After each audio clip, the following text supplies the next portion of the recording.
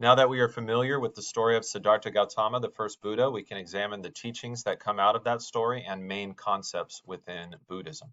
First, it's called the three jewels. The three jewels of Buddhism are the Buddha, the Dharma, and the Sangha. The Buddha is just the man himself, Siddhartha Gautama. He lived this exemplary life, and the life that he lived is something that we can emulate. The second jewel is the Dharma. The life that he lived contains certain teachings. What were the teachings of the Buddha? Follow those teachings. That's the second jewel. And the third is the Sangha. We emulate the Buddha. We follow his teachings in community. So a Sangha is a community of Buddhist monks or nuns following the pattern of the teachings of the Buddha himself. A next core teaching within Buddhism is called the three marks of reality. So mark one, or characterization one of reality, is dukkha or dukkha. Two is anicca or anicca, I've heard it pronounced. And three is anatta or anatman. Dukkha or dukkha is this idea that everything in life leads to some degree of suffering. We suffer. It's the main characterization of life. Because there's change in life, everything's in a constant state of change and therefore impermanent. Nothing stays itself. It is constantly changing. And anatta means that anicca includes you. You and I are constantly changing, so we don't have a fixed identity or fixed soul. We are constantly changing, evolving. Maybe you can think of it as. Are these ideas biblical or not? Let's start with that second idea, anicca, this constant change. The Buddha said, the wise person expects change, accepts it, and even savors it. That's very similar to the Stoic teaching of the Greeks and Romans, right? They said that life is going to throw stuff at you, changes at you, and you just need to deal with it. It's like fate is fixed. Be a man, be mature, and deal with whatever life throws at you without complaining about it. That has some parallels to the Buddha saying here, expect change, accept it, even savor it. The wise person might also reflect that just as pleasures do not last forever, neither do sorrows. Well, the Bible too acknowledges that life experiences changes. There's a season of life for this or that. Ecclesiastes 3 says there's a time for everything and a season for every activity under the heavens, a time to be born and a time to die, a time to plant and a time to uproot, and so on, right? There's a time to mourn if there's something to mourn. There's a time to rejoice when there are things to rejoice. So life acknowledges changes and seasons of change in Christianity. But there are things that the Christian teaching says never change, like Jesus and his word. Jesus says, heaven and earth will pass away, but my words will not pass away. Hebrews 13 says Jesus Christ is the same yesterday, today, and forever. You and I have a God who is a rock. Our God does not change, and his words do not change. His instruction, his law stays the same. It is always true and wise, and his promises stay the same, and he will always, always keep them. Our God is a rock that does not change.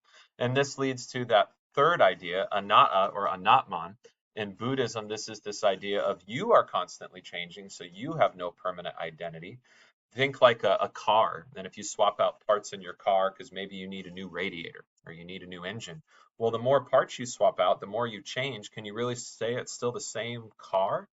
And if we change, how we think changes, our beliefs and opinions change, our personalities change as we grow, even our body changes, right? Think just from little kid to adult and think how your cells are constantly changing in your body.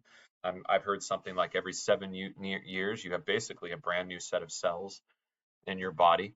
Well, they would say that means you have no permanent identity. You are constantly changing. Anatta or anatman, no permanent self. That was a little different than Hinduism that taught, no, no, no, you have an Atman that is one with Brahman, the universe that is everything. You're part of that and that doesn't change. So in Hinduism, you do have this eternal soul that keeps getting reincarnated into new flesh. But the Buddhists don't quite see it that way. And really, neither do Christians. Christians would say, no, you have this soul. It doesn't go eternally backwards, but it does go eternally forwards. You will exist forever. And no matter what changes happen to your body, when you die, your soul continues to exist. And on the last day, when you are raised bodily by Jesus, your soul will exist and your body will exist forever. There will be a resurrection of the just and of the unjust, of the believer and of the unbeliever, and everybody will live forever, either in the new heavens and new earth or in hell. So you do have a permanent soul or permanent identity. The Christian would say your identity is in Christ. right? So no matter who you are, these are things that are permanently true about you. You were created by God your Father in his very own image. And sinner that you are, he still loves you, and he sent his own son, Jesus Christ, to live for you and die for you and rise for you, ascend into heaven for you, and come back for you.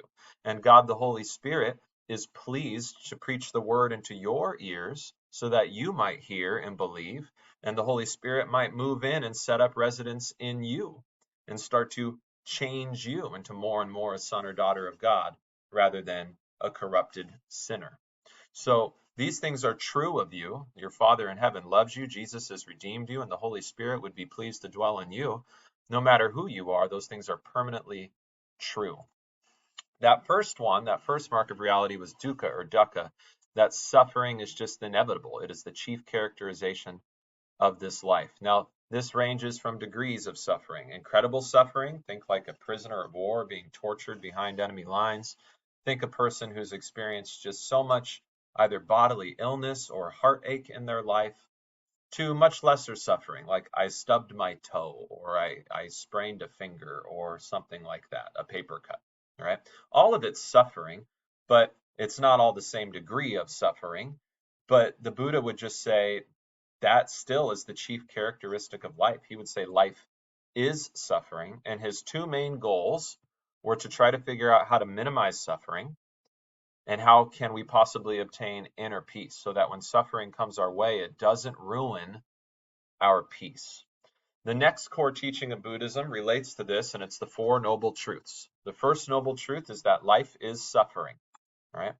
Now, this has some parallel to the Bible. I don't think the biblical teaching is that life is suffering. I think the biblical teaching is that life contains and involves suffering because of sin. But originally in the Garden of Eden, prior to sin, there was no suffering. God made all creatures good, and he gave them all the breath of life. There was no suffering whatsoever. It's only sin that introduces corruption and suffering into the world and eventually death. So the biblical teaching is not like life is suffering because there was no sin in the garden and there's not going to be any sin in the new heavens and new earth either. And where there's no sin, there is no suffering, right? Suffering is a symptom of sin. So the first noble truth is life is suffering. That was that dukkha or dukkha idea. The second noble truth is that the root or cause of suffering is desire. Now, we would say that the root or cause of suffering is sin, and the root or cause of sin was, angelic rebellion and human rebellion, deceived by the serpent in the Garden of Eden. But that's not what the Buddha taught. The Buddha taught that the root of suffering is desires. When you have unfulfilled desires, that causes you suffering. Right? Now, can you really get rid of your desires? Right? Just like don't set your hopes too high or something, and by doing that, you can get rid of your suffering. Well, that leads to the third noble truth, that you can end your suffering by ending your desire. There's a way to do this. If you can detach yourself from desires, then you'll never find yourself unsatisfied because a certain desire wasn't met. You'll just be satisfied no matter what comes your way because you weren't wishing for it to be this way or that way. You weren't desiring for life to be this way or that way.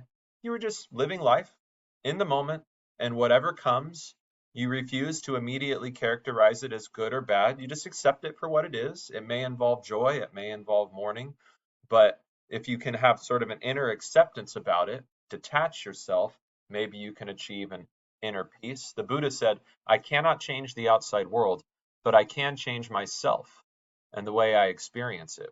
So notice that this is not seeking rescue from your problem outside of you. This is seeking rescue from your problem inside of you.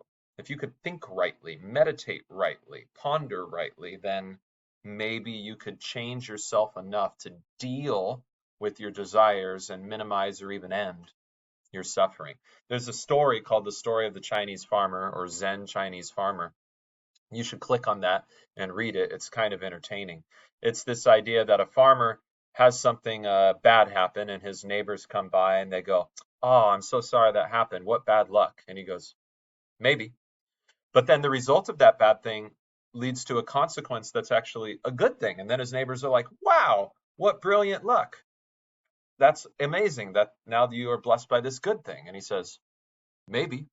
But then that good thing has another consequence that seems kind of bad. And his neighbors come by and they're like, oh, we're so sorry. It turns out to be bad luck after all. And he says, maybe. But then that bad thing leads to another good thing. And you get the idea, right? The farmer's basically saying, you can't just immediately evaluate what happens in your life as either good or bad.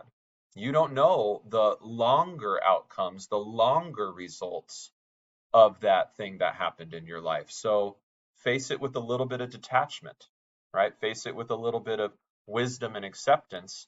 And this is the way to peace on the inside, even if there's chaos that could cause suffering circumstantially outside of you.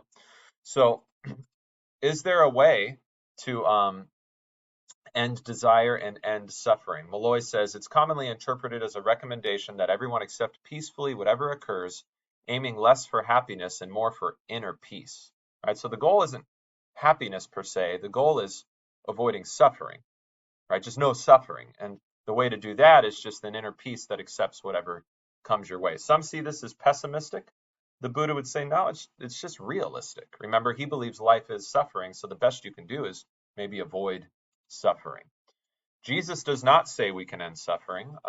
There's suffering in this world because of sin. Jesus promises Christ followers, Christians, will face suffering. Remember, he said, if anyone would come after me, let him pick up his cross and follow me. Right? Paul says, I have learned to be content in all circumstances. He says, I can do all things through Christ who strengthens me. It's like I can endure all circumstances and suffering through Christ who strengthens me. So the source of inner peace is not myself. The source of inner peace for Paul is Jesus. And why does Jesus give Paul inner peace? Because Jesus conquered suffering and death.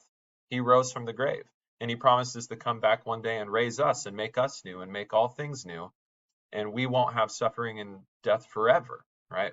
Revelation, it should say REV, says he will wipe away every tear from their eyes, and death shall be no more, neither shall there be mourning nor crying anymore.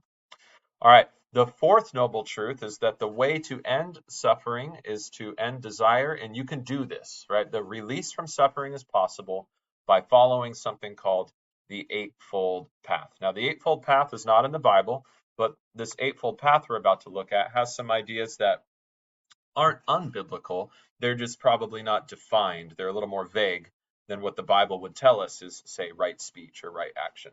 So, right understanding, right? Try to view the world accurately, right? The way it really is. Right intention. When you go about doing things, you should do it for pure motivations, not selfish motivations. Right speech. You should speak honestly and helpfully and encouragingly or supportingly towards others. Right action, right? The things you do should be in line with what is good and true. Right work. You should put in your efforts towards the right things. There's all kinds of work that could be done. Choose your work appropriately in a way that is good and selfless and helpful to minimize your suffering and others' sufferings. Right effort. Don't put in so much work that you're suffering because of overwork, and don't put in so little work that others are suffering because you're being lazy. Right meditation, right contemplation, the way we think, the way we silence outside voices that are causing us suffering, the way we meditate. These are also part of the Eightfold Path. An important part. Meditation is like key in Buddhism to minimizing suffering and hopefully attaining nirvana. All right, what's the Christian view of suffering? Paul writes in Romans 6 that the wages of sin is death. You can put suffering in there too. The consequence of sin is suffering and death. But the gift of God is eternal life in Christ Jesus our Lord. James 4 says, why? You do not even know what will happen tomorrow. What is your life? You are a mist that appears for a little while and then vanishes, right? So this life, no matter how long or short it feels, this life is temporary. But there is eternal life. And for believers in Christ, that eternal life involves no suffering. It's been conquered by Jesus. Jesus said to his disciples, whoever wants to be my disciple must deny themselves and take up their cross and follow me. For whoever wants to save their life will lose it, but whoever loses their life for me will find it. What good will it be for someone to gain the whole world yet forfeit their soul? Or what can anyone give in exchange for their soul? So whereas the Buddha recommends a middle path, Aristotle might have called it a golden mean, a golden middle, the Christian follows Jesus in his path because his path leads us to heaven, where there is no suffering. All right, that's it. We will move on to the branches of Buddhism in the next video.